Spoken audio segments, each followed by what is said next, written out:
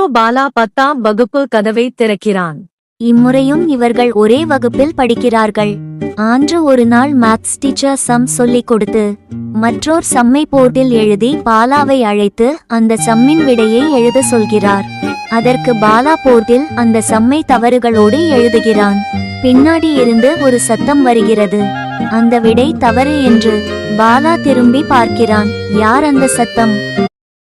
யார் அந்த சத்தம்? பாலா சத்ததை கேட்டு திரும்பி பார்க்கிறான். அங்கு பாலாவின் கதையை கேட்டு கொண்டு இருந்த ஆரா கோமாவில் இருந்து தன் இயல்பு நிலைக்கு மாறினான்.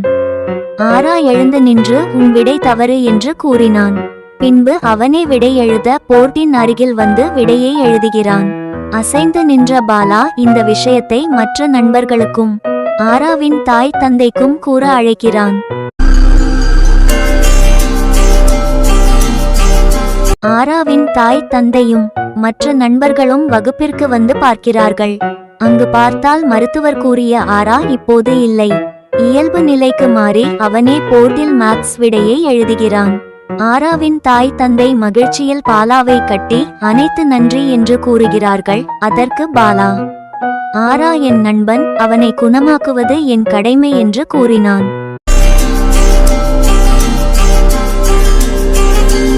ஆரா டேய் பாலா, என்னை இயல்பு நிலைக்கு மாற்றியதுக்கு நன்றி கூறினான்.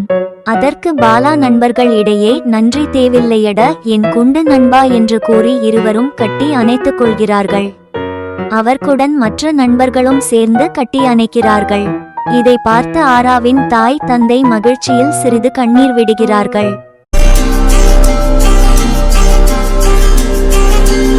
பாலா, ஆரா, மற்ற நண்பர்கள், ஆராவின் தாய் தந்தை அனைவரும் பள்ளி தலைமை ஆசிரியரிடம் சென்று நடந்த விஷயத்துக்கு நன்றி என்று கூறுகிறார்கள். அவர் இது போன்ற ட்ரீட்மெண்ட் நான் எங்கும் பார்த்தது இல்லை. இது அருமையான முறை. பாலாவின் சிறப்பான சிந்தனை ஆராவை நமக்கு மீட்டு தந்தது. பின்பு இதை போன்ற பள்ளி பழைய நினைவுகளை பற்றி பேசிக்கொண்டு நேரம் கழித்த பின் எல்லோரும் புறப்படுகிறார்கள். தொடரும். To be continue. தொடரும். To be continue.